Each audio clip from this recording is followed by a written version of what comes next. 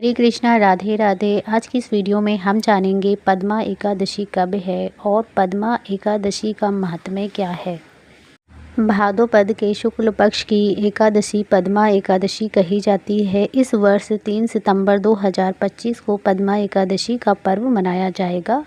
इस दिन भगवान श्री विष्णु के वामन रूप की पूजा की जाती है। इस व्रत को करने से व्यक्ति के सुख सौभाग्य में बढ़ोतरी होती है। इस एकादशी के विषय में एक मान्यता है कि इस दिन माता यशोदा ने भगवान श्री कृष्ण के वस्त्र धोए थे। इसी कारण से इस एकादशी को जल झूलनी एकादशी भी कहा जाता है। मंदिरों में इस दिन भगवान श्री विष्णु की पालकी में बिठाकर शोभा यात्रा निकाली जाती है। गंगा के बाहर जाकर उनको स्नान कराया जाता है। इस अवसर पर भगवान श्री विष्णु के दर्शन करने के लिए लोगों का सैलाब की तरह उमड़ आते हैं। इस एकादशी के दिन व्रत कर भगवान श्री विष्णु जी की पूजा की जाती है। इस व्रत में धूप, दीप, नैवेद्य और पुष्प आदि से पूजा करने की विधि विधान है। एक तिथि के व्रत में 7 कुंभ स्थापित किए जाते हैं। 7 कुंभों में 7 प्रकार के अलग अलग धान्य भरे जाते हैं। इन 7 अनाजों में गेहूँ, उड़द, मूंग, चना, जौ, चावल और मसूर है। एकादशी तिथि से पूर्व की तिथि अर्थात दशमी तिथि के दिन इनमें से किसी धान्य का सेवन नहीं करना चाहिए। कुंभ के ऊपर श्री विष्णु जी की मूर्ति रखी जाती है।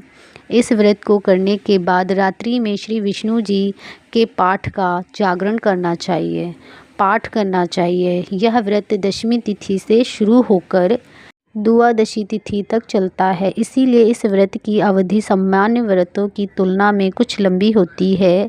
एकादशी तिथि के दिन पूरे दिन व्रत कर अगले दिन द्वादशी तिथि के प्रातःकाल में अन्न से भरा घड़ा ब्राह्मणों को दान किया जाता है।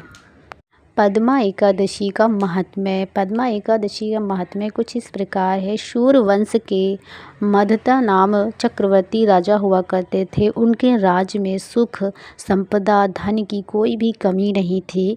प्रजा सुख से अपने जीवन को व्यतीत कर रही थी। परंतु एक समय की बात है, उनके राज्य में 3 वर्षों तक कोई भी वर्षा नहीं हुई, जिसकी वजह से सारी प्रजा दुख से व्याकुल हो गई थी। तब महाराज भगवान नारायण की शरण में जाते हैं और उनसे अपनी प्रजा के दुख दूर करने की प्रार्थना करते हैं। राजा भादो के शुक्ल पक्ष की एकादशी का व्रत करते हैं, जिसके फलस्वरूप राज्य में वर्षा होने लगती है और सभी के कष्ट दूर हो जाते हैं। राज्य में पुनः खुशियों का वातावरण छा जाता है।